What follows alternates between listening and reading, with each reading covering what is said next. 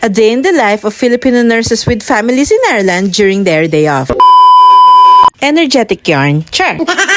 Hello everyone! It's me again, and this time, samahan niyo ulit kaming gumala. Birthday weekend ni Rain, kaya naisipan namin gumala sa Northern Ireland. Buti na lang, paglabas pa lang namin ng bahay ay nagparamdam na agad ang cold weather, kaya proper jackets ang nadala namin.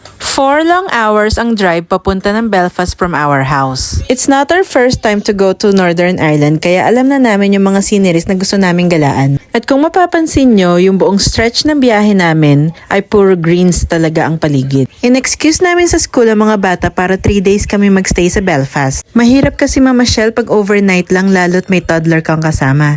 Alam mo naman, nagkakaedad na, char. Tuwing umaalis kami ay talagang lagi kaming may baong snacks.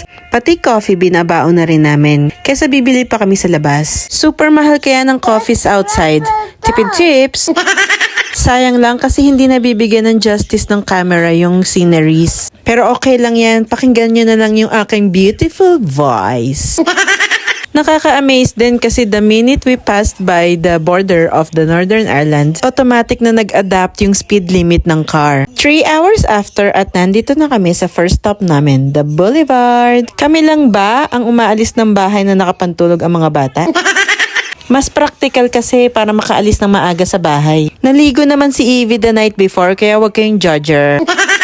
Sobrang ganda ng weather ng buong biyahe namin until we reach our first stop.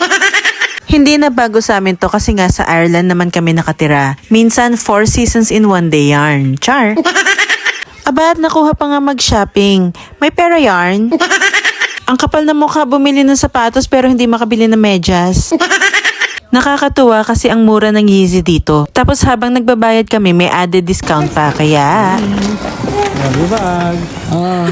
Oh, you're so sad a while ago. I know. Kaya pati yung bag na gustong ipabili ni Gabi, nabili namin for £1. Isn't it amazing? Ang daming branded shops dito, kaya lang hindi na namin pinasok lahat kasi wala rin naman kaming pambili. Pero syempre dahil Pinoy kami, hindi pwedeng hindi namin pasukin ang malaking orange check na yan. Ano bang meron sa'yo at baliw na baliw kami sa'yo, char? Hindi dito nagtatapos ang first day namin, pero dito ko na muna tatapusin ang video namin. Kung hindi ka pa naka-follow ay please mag-follow ka na, maawa ka na.